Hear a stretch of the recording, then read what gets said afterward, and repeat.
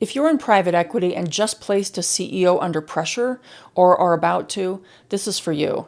Let's get honest for a moment. Sometimes you're not hiring the perfect CEO. You might be bringing on the available, acceptable, or least risky option.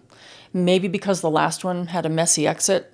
And in those moments, especially when the last CEO left abruptly, the team's destabilized and board pressure is high. Two things need to happen immediately. First, you must assess the risks, honestly. Not theoretically, not politely, honestly. You likely already have some intel, past reviews, informal feedback, team interviews, back-channel stuff, and those will hint at patterns. They bulldoze over peers, they struggle with ambiguity, they alienate teams if they don't get quick wins. Here's the key: assume those patterns will resurface. It's not a question of if, it's when. The pressure and pace of a PE-backed environment will amplify whatever was barely tolerated in their last role. So if you're moving forward with this candidate anyway, and sometimes that's the reality, then you need to get clear on where the cracks are likely to form fast. That means real behavioral assessment, input from key stakeholders, and a structured readout on where they may lead well and where they will need guardrails.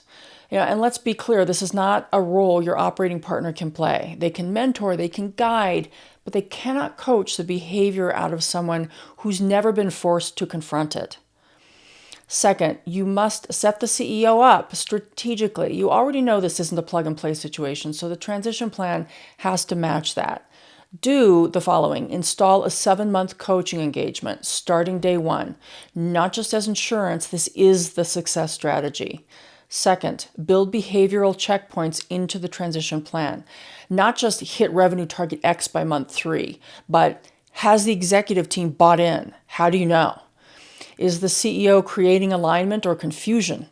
Are key hires staying or quietly looking elsewhere? Do adjust expectations. Don't hold them to an idealized plan if you already know this leader is coming in with some limitations. Be realistic, but structured. Now, don't pretend you're not concerned. If there's hesitation on the team now, there will be fractures later. Don't put all the pressure onto your ops lead to coach them through it. That's not their lane. And then finally, don't delay support. Coaching is preventative. It only becomes a rescue mission if you wait until things fall apart. And that's exactly what transition acceleration coaching is all about, TAC.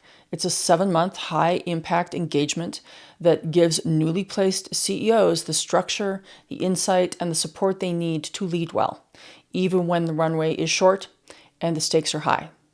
Because sometimes the person in the seat isn't perfect, but that doesn't mean you can't engineer a much better outcome.